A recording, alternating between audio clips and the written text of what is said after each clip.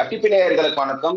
இன்று நம்முடன் டெல்லியில இருந்து ஐயா ராஜகோபாலன் இணைஞ்சிருக்காரு. வணக்கம் சார். நமஸ்காரம் நமஸ்காரம் நமஸ்காரம் நமஸ்காரம் வம்சி. இப்ப தமிழ்நாட்டுல பரபரப்பா பேசிட்டு இருக்கேன்னா அதிமுக மீண்டும் ஒரு ரீஆர்கனைசேஷன் வரும், தலைமை மாற்றம் வர வாய்ப்பு இருக்குன்னு ஒரு டெல்லி பாஜகவும் பேசிட்டு இருக்குன்னு 2 அதிமுக முன்னாள் அமைச்சர்கள் டெல்லி வந்து இருந்தாருன்னு. சோ டெல்லியில என்ன பேசிட்டு இருக்காங்க அதிமுக பத்தி? எடப்பாடி பழனிசாமியை பற்றித்தான் நிந்துகிறார்களே தவிர ஓ பன்னீர்செல்வம், நேற்று கூட ஜி.கே. வாசன், ஓ பன்னீர்செல்வம் போன்றவர்கள் அம்பானியினுடைய கல்யாணத்திற்கு மும்பை சென்றிருந்தார்கள். திராவிட முன்னேற்ற கழகத்தின் சார்பாக அவருடைய மாப்பிள்ளை சென்றதாக கேள்விப்படுகிறேன். இது மாதிரி அங்க நடந்த உதயநிதி போயிருக்காரு.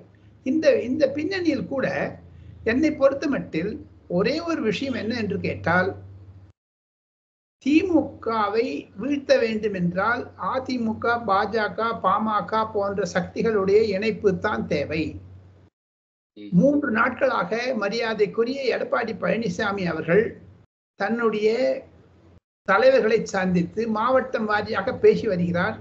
அதில் ஒரு கருத்தை உருவாக்கும் பொழுது நாம் தமிழர் கட்சியுடன் சேர்ந்து கொள்ளலாமா என்று பேசுகிறார்கள்.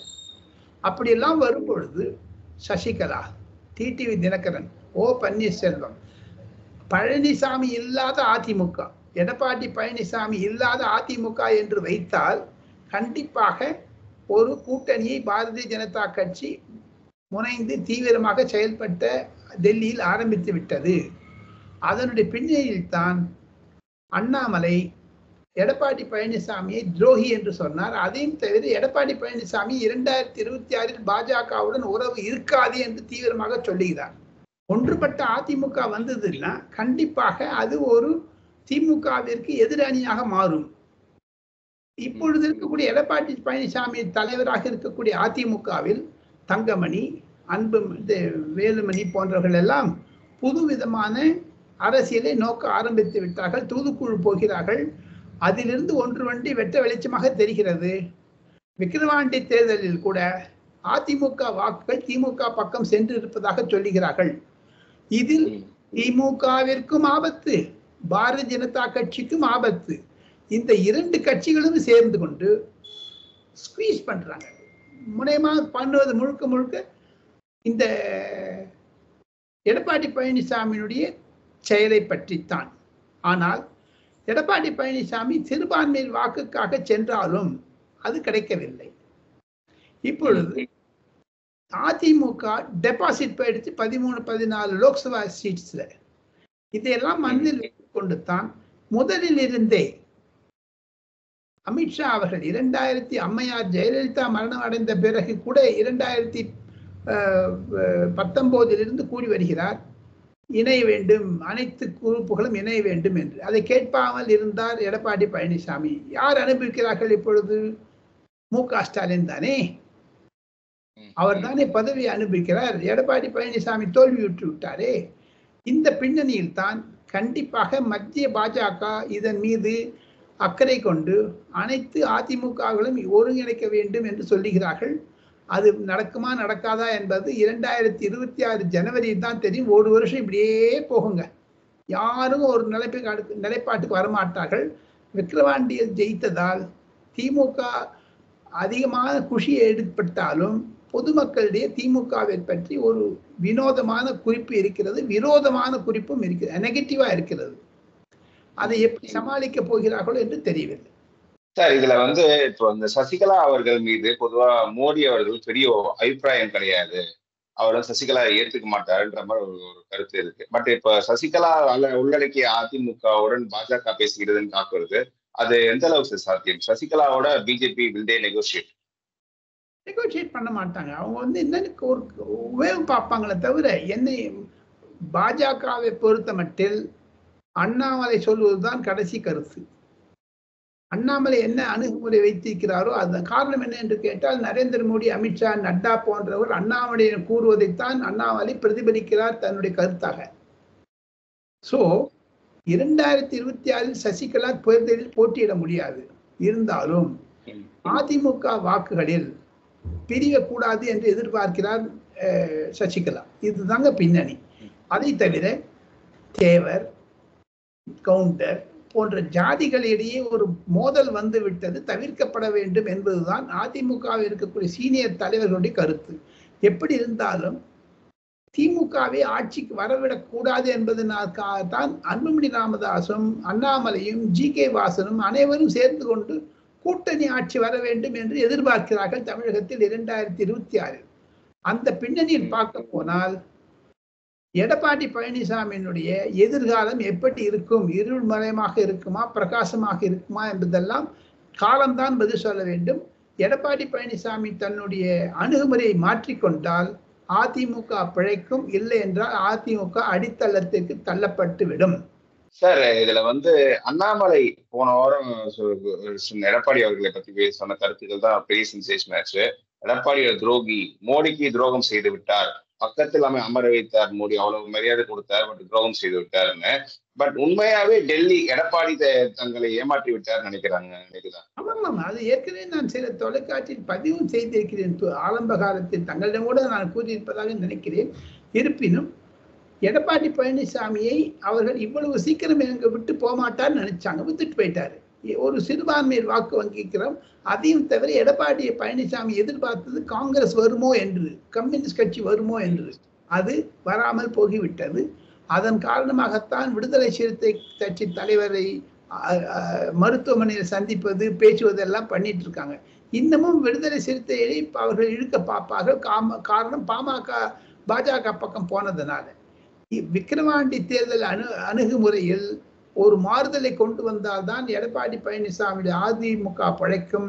இல்லை என்றால் இந்த வருட கடைசியிலோ அடுத்த வருட முதல் மாதங்களிலோ 2026 எடப்பாடி பழனிசாமியுடைய அதிமுக கூட பிளவுபட்டாலும் ஆச்சரியப்படுவதற்கு இல்லை. காரணம், செப்டம்பர் மாதம் அண்ணா பிறந்த நாளுக்கு பிறகு அதிமுக எடப்பாடி பழனிசாமியுடைய பொதுக்குழு கூட இருப்பதாக நான் கேள்விப்பட்டேன். அந்த பொதுக்குழு கூடினால் அங்கு வேலுமணி, தங்கமணி, சி.வி. சண்முகம், தளவாய் சுந்தரம் போன்றவர்கள் எல்லாம் எடப்பாடி பழனிசாமிக்கு எதிர்த்து போர்க்கொடி உயர்த்துவார்கள். கண்டிப்பாக அது நடக்கும். அதைத்தான் சசிகலா அம்மையாரும், ஓ பன்னீர்செல்வம், டிடிவி தினகரனும் ஊக்குவிப்பார்கள். இந்த 3 பேர் சேர்ந்துனாலும் எப்படி இருந்தாலும் அதிமுக பிளவுபட்டு தான் இருக்குங்க. ஒற்றுமையாக ஆவது என்பது கடினம். எடப்பாடி பழனிசாமி எப்பொழுது அந்த மூர்க்கத்தனத்தில் இருக்கிறாரோ அதுவரை அதிமுகவிற்கு எதிர்காலம் கிடையாது. சார், எடப்பாடி அவர்கள் மீது இன்னொரு குற்றச்சாட்டு, டெல்லி அதிருப்தியா குற்றச்சாட்டுன்னா, அவர் மறைமுகமா காங்கிரஸ் நெகோசியேட் பண்ணாரு, சிதம்பரமுடன் பேசினார் அப்படின்ற மாதிரிலாம் குற்றச்சாட்டு இருக்கு. உண்மையிலே டெல்லி அந்த விஷயத்துல எடப்பாடி அவர்கள் மீது கோபமா இருக்கா? ஆமா, கண்டிப்பாக. அவர் ஒரு பச்சையாக ஒரு துரோகம் செய்து விட்டதாகத்தான் பிரதமரும் நினைக்கிறார், அமித்ஷாவும் நினைக்கிறார். அதைத்தான் எடப்பாடி பழனிசாமியுடைய அணுகுமுறையை அண்ணாமலை பிரதிபலிக்கிறார். ப. சிதம்பரம் கூறுவதெல்லாம் விட்டுருங்க. எடப்பாடி பழனிசாமியை தம்பிதுரை வைத்து ராகுல் காந்தியிடம் பேச பார்த்தார். அதனால்தான் தம்பிதுரைக்கு பேசிய பிறகுதான் செல்வ பெருந்தகையை தலைவராக போட்டார்கள் காங்கிரஸில். அழகிரியை மாற்ற வேண்டும். இப்ப பாருங்க, செல்வ பெருந்தகையை மாற்ற வேண்டிய நிலைமைக்கு வந்து விட்டது. காரணம், செல்வ பெருந்தகை திமுகவுடைய பாக்கெட்ல உட்கார்ந்துருக்காரு. செல்வ பெருந்தகை, பீட்டர் அல்போன்ஸ் போன்றவர்கள் எல்லாம் திமுகவில் சேர்ந்து விட்டால் நல்லது என்று காங்கிரஸ் தலைமை கருதுகிறது. காரணம், பீட்டர் அல்போன்ஸ் கூட அவங்க நம்பிக்கை இல்லைங்க அவங்க மேல. அண்ணாமலையை பற்றி கூட ஒரு குற்றச்சாட்டு, இந்த ஒரு மர்டர் நடந்துச்சு சென்னையில, அதுக்கு டிஃபெண்ட் பண்றது அண்ணாமலை பாஜக ரவுடிகள் சேர்ந்து விட்டார் அப்படின்ற ஒரு குற்றச்சாட்டு இருந்துச்சு. அண்ணாமலை இவர் மீது குண்டாஸ் போடப்பட்டது அப்படின்ற மாதிரி குற்றச்சாட்டு இருந்திருக்கு. சோ அந்த அண்ணாமலை செல்வ பெருந்தகை மோதல் தமிழ்நாட்டில் முதல் முறையாக பாஜக காங்கிரஸ் மோதல் வந்திருக்கு. அதை எப்படி பாக்குறீங்க? அது எடப்பாடி பழனிசாமி மீது இந்த கோபம் தணிந்து நம்ம இவர் மேல வந்துருச்சு, செல்வ பெருந்தகை மீது. காரணம், செல்வ பெருந்தகை திமுகவிற்கு எடுபடியாக இருப்பதாகத்தான் சொல்லுகிறாங்க. ஏங்க, அவ்வளோ இருந்தாலும் லண்டன்ல காலேஜ் வச்சிருக்க அதை டினை பண்றாருங்களா? என்ஃபோர்ஸ்மெண்ட் டைரக்டரேட் கிட்ட காகிதெல்லாம் வாங்கி எடப்பாடி பழனிசாமி அதை நியூஸ் ஜேவில் போட்டு காண்பித்தார்கள். அவர் தான் தடங்கலாக இருந்தார் அதிமுக எடப்பாடி பழனிசாமி காங்கிரஸ் கூட்டிற்கு. அதனால்தான் அவர் மேல அட்டாக் பண்றாங்க. இப்போ செல்வ பெருந்தகையினுடைய கல்லூரி லண்டனில் இருக்கிறது என்பதை என்ஃபோர்ஸ்மெண்ட் டைரக்டரேட் கூட சொல்லிட்டாங்க. அதனுடைய காகிதத்தை எல்லாம் செல்வ பெருந்தகை ஃபைல்ஸ் என்று சொல்லி கூடிய விரைவில் அண்ணாமலை வெளியிட்டாலும் ஆச்சரியப்படுவதற்கில்லை. காரணம், அத்தனை தஸ்தாவேஜுகளை மத்திய உளவுத்துறை மூலமாக அமித்ஷா அவர்கள் அண்ணாமலையிடம் கொடுப்பதாகத்தான் டெல்லியில் பரவலாக செய்திகள் உலாவுகின்றன. அதை நான் தங்களிடம் பகிர்ந்து கொள்வதில் மற்றற்ற மகிழ்ச்சி அடைகிறேன். வாம்சி. Okay sir. இப்போ இந்த புது ஆட்சி கவர்மெண்ட்ல திமுக பாஜக ஒரு இருக்கு. ஏன்னா இப்ப சந்திரபாபு நாயுடு அடுக்கடுக்கா நிறைய திட்டங்கள் ஆந்திராவுக்கு வாங்கிட்டு இருக்காரு. அப்ப திமுகவும் ஒரு நட்புறவு பாஜகவுடன் ஏற்படுத்த வாய்ப்பு இருக்கு. ஏன்னா இப்போ அவங்களுக்கு காம்படிஷன் ஹெவியா இருக்கு சந்திரபாபு நாயுடு சைட்ல இருந்து அப்படின்னு.